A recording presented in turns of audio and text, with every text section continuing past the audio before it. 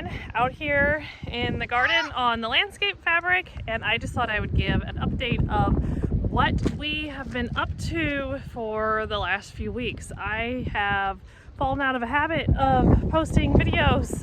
We just got in a really busy stage of life.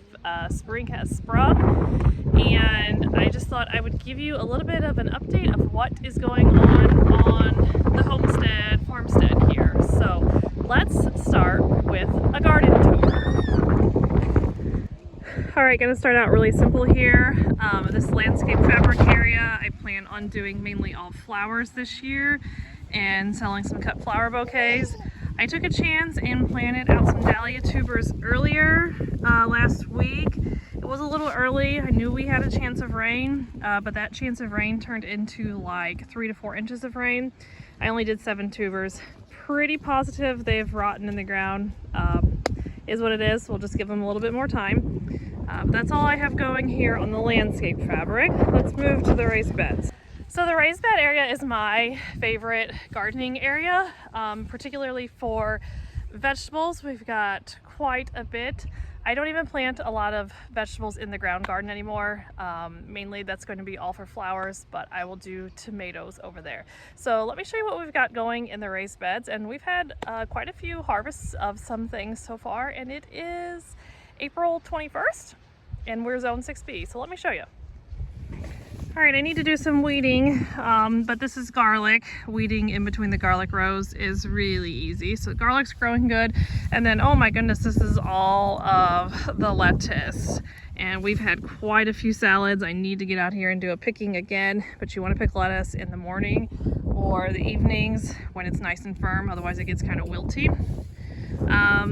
Again, need to do some weeding, but I have 5 Napa cabbages in here. I've already harvested one, and if you've ever sauteed Napa cabbage and a little bit of butter, add some salt and a little bit of sugar, it is delicious. So the other 5 are ready to pick. I'm probably going to do that tomorrow morning. Let's move over here. All of this, it may look like weeds, but it is not. These are all snapdragons. I'm very excited for them. Look at that, it's beautiful. And again, it is only and here comes the baby walking through. It is only April 21st, so one of the reasons that some of them are ready to bloom is because we actually had this as a low tunnel. So this was all covered in plastic earlier this late winter. Here we've got a few celeries growing. And then these are stock. There's a few stock plants. It's a really pretty flower. It smells really good. I just got a few of those in there. And then I've just got some random onions over here, but that's not the bulk of my onions at all. All right, next I have almost 3 beds of brassicas. Again, need to do some weeding, so bear with me here. But I have 3 raised beds, which is a mixture of cauliflower, broccoli, and some cabbages. And then down here is a bed of red onions. We've had a lot of wind lately, so a lot of them are knocked over, but they will be fine. These are all red onions, and I mulched with grass clippings, and it is doing very well. This was supposed to be a bed of carrots, but they did not germinate well. And then of course they kind of take a while to germinate and grow slowly, and so the weeds have already sort of surpassed them. So I'm not sure what I'm going to do here. I've got a lot of peppers and some herbs and stuff to plant once we actually hit, you know, like May 15th, and I trust the weather. So this bed might just go to that, or more flowers. This is my 3rd bed of the brassicas.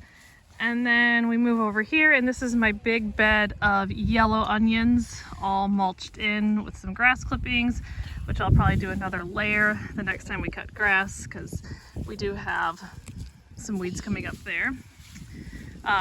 Empty bed, kind of a catch-all right now for some old wire and stuff. That will be for more of the warm season stuff. And then just a few leftover onion stragglers are over here. Let's see, we planted some blueberries this spring. Come over here, we've got some new blueberry bushes that we have added in. And then this area, it is really a mess right now because we're trying to figure out exactly where the asparagus is, but it has come back nicely, and we need to work on this area because it is our entire asparagus patch, and I think this is only the second year, so it'll be at least another year or two before we pick it. But we couldn't find, it took forever this spring for us to actually finally be able to see it popping up. So now we just need to work on this area and kind of I don't know, like mulch around it or do a rock perimeter or something so we know exactly where the asparagus bed is. Okay, and the most exciting thing that we have been up to is we are building a big old barn.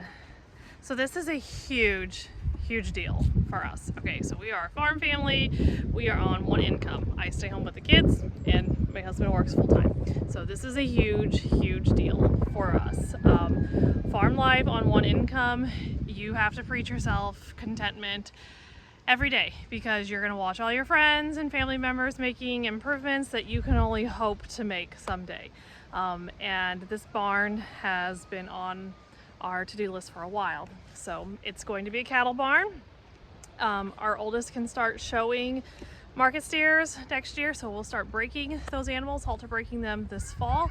And so for the last few years, this has been our goal to get it done by hopefully this winter or next spring, but we are on track. But I want to talk to you about what it's like building a barn on a budget, and I mean a very tight budget. So let's look through here what we got going on so far. All right, so we went with concrete footings. You can sort of see them down there. We're getting ready to pour the walls. So we went with concrete footings. My husband and some friends did the concrete work themselves. He's in construction, so you know he knows how to do a lot of this, although he's not a concrete person, but he does know how to do it. So he got some help when the concrete truck came and they got the footings poured. And then all of this right here, which many of you probably know, is the concrete forms to do the walls.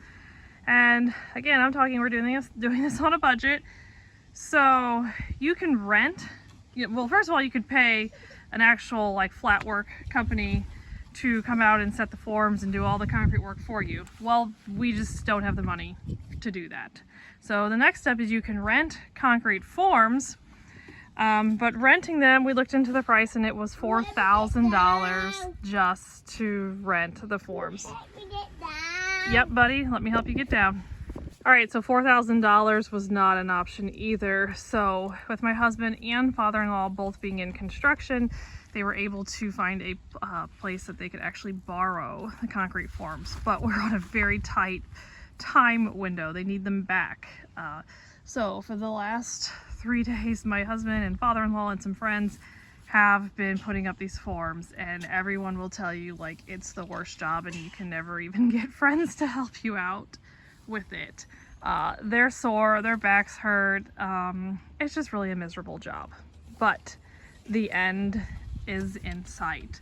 So let's see, 3 of our walls are going to be concrete here, and I think the 2 days from now, I think, is when the concrete truck is coming. And I mean, you can see like it's a lot of work for those guys. They've got all the rebar in here. I mean, they've done all this themselves just on evenings and one Saturday. So they're tired, they're wore out.